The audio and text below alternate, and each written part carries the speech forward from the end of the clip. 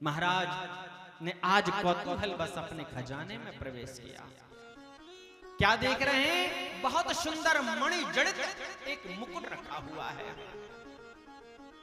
ना जाने क्या सूझा महाराज परीक्षित को, वह मुकुट उतार करके और अपना मुकुट उतार करके वह मुकुट को अपने सिर पर धारण कर लिया। सिर पर धारण करके सुदूर वन की यात्रा के लिए चले। ये मुकुट किसका है? तो उन्होंने कहा कि महाराज जरासंध का मुकुट था। जीवन में किसी भी प्रकार से अगर पाप का धन घर में आ रहा हो तो मत लाओ। अगर हमारे घर में धन की भी कमी है तो जो धन हमारे घर में है उसी में संतुष्ट होने का प्रयास करिए। जो प्राप्त है वो पर्याप्त है। इस भाषा जीवन में सदैव अपने हृदय में रख लीजिए।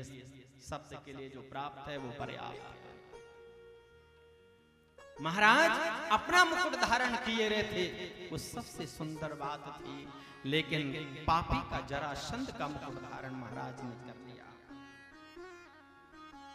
और सुदूर वन की यात्रा पर चले। महाराज रास्ते में क्या देख रहे हैं? एक गाय और एक बैल आपस में संवाद कर रही है। बैल के 3 पैर कटे हैं, लहू लुहान रक्त रंजित है बैल। एक पैर से बैल खड़ा हुआ है और गाय माता दुर्बल है। शरीर पर गाय के हड्डियां एक एक गिन लीजिए, ऐसी गाय की हड्डियां। और आज गौ माता रो रही है और गौ माता रो करके उस बैल की तरफ देख करके मानो एक प्रश्न कर रही हो, ये 3 पैर आपके जो कटे हुए हैं वो किसने काटे हुए हैं? पादैर्न्यून सोचसि मे कपादो मात्मानं वा वृषलैवोक्ष। बैल बोल पड़े, कल्याणी आप कुशल से तो हो, आप क्यों रो रही हो? ये नेत्रों से आपके आंसू क्यों झरझर आपके आंसू गिर रहे हैं? आप क्या मेरे ये कटे हुए जो पैर हैं इनको देख करके रो रही हैं? हाँ, आपके जो पैर किसने काटे? ये किसने आपके पैर काटे हैं? 4 पैर हैं, आप साक्षात धर्म हैं। एक पैर सत्य का बचा, बाकी 3 पैर काट दिए गए। किसने काटे हैं? बड़े रुदन भाव से वो कह रही है। तो वो कह रहे हैं मैं किस किस का नाम बताऊं? किम छात्र बंधु कलिनोपसृष्टान राष्ट्राणि वा तैर्वरो पितानी। मैं किस की बात करूं? कौन से शासकों की बात करूं? उन शासकों का नाम मात्र राजा 16 आने कलयुगी है। उन्होंने बड़े बड़े देशों को उजाड़ दिया है। क्या मैं उनकी बात करूं?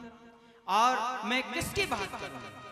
देवी, ये पैर की बात अगर है तो ये तो कर्म है व्यक्ति का। कर्म प्रधान विश्वकारी राखा। कर्म प्रधान विश्वकारी राखा। जो जस करनी सो तस फल चाखा। जो जस करनी सो तस फल चाखा। अरे देवी, इस दुनिया में कोई किसी को कष्ट नहीं दे सकता। हर प्राणी का, हर जीवात्मा का अपना खुद का कर्म होता है। वो पुण्य भी और पाप भी वो खुद स्वयं उसका रचयिता होता है, वो खुद उसका भोगता होता है। मैं किसकी बात करूं? आप कह रही हो कष्ट, आप कह रही है दुख, आप कह रही है ये पैर कटने का कष्ट मुझे हो रहा है। तो देवी, दुख एक मन की कल्पना है। आप मन की, वेदांत कहता है कि दुख मन की कल्पना है। एक गंदी नाली में जो सुअर सो रहा है उसको भी उतना ही आराम मिल रहा है। एक डंलप के गद्दे पर जो सेठ आराम कर रहा है उसको भी उतना ही आराम है। नींद दोनों को आ रही है। एक किसान भाई अपने खेत में आराम कर रहा है, निद्रा उसको भी आ रही है। देवी मन की कल्पना है।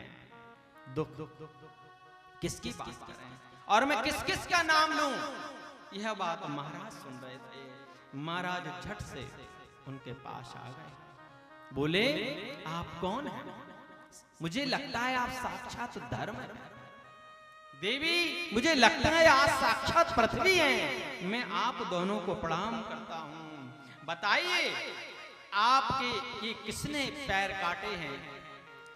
गाम च धर्म दुधाम दीनाम ब्रसम शूद्र पदाहताम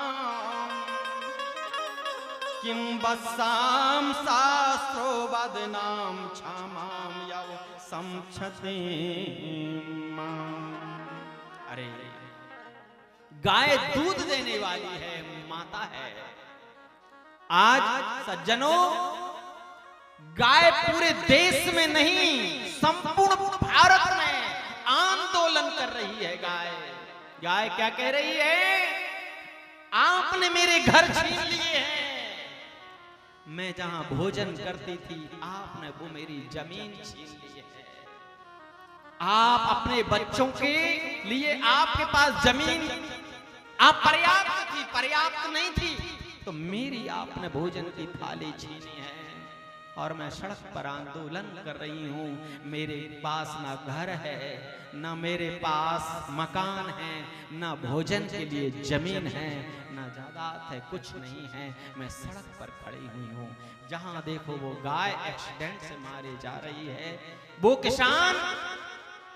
किसान जो 4 एकड़ जमीन में भी प्रसन्न रहता था वो आज 50 एकड़ जमीन में भी प्रसन्न नहीं है। क्यों नहीं है? कि गाय सड़क पर है, हमारी गौ माता सड़क पर है। हर आदमी उपदेश करता है महाराज आजकल तो गाय सड़क पर है। आपके घर में कितनी गाय हैं?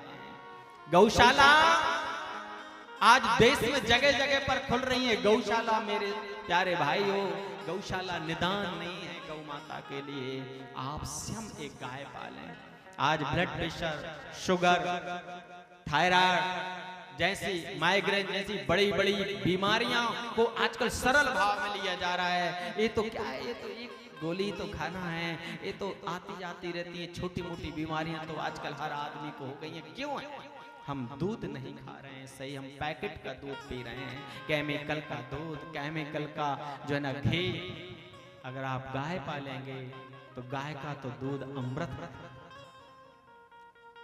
साइंस भी कहती है कि गाय के दूध में समस्त तत्व प्राप्त होते हैं जो आपके शरीर की आवश्यकता है।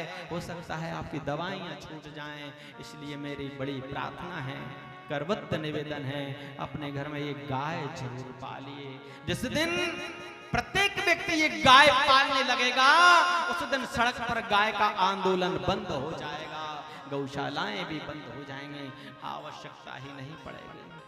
क्योंकि गाय हमारी माता है, वो हमने उसका दूध पिया और बूढ़ी हो गई तो कटने को भेज दिया। सज्जनों, सरकार भी कहां तक गौशालाएं बनवाएगी? गाय हमारी माँ है, माँ को हमने बाहर किया। बैल पिता है, पिता को बाहर किया। और एक सज्जन कह रहे थे महाराज जी चिंता नहीं करिए, एक समय ऐसे आने वाला है कि हर पंचायत में भी सरकार एक योजना लाएगी वृद्ध आश्रम की। तो वो क्यों लाएगी कि आजकल बच्चे अपने माता पिता से भी परेशान हैं, वृद्ध आश्रम में माता पिता को छोड़ेंगे, वो समय जल्दी आने वाला है।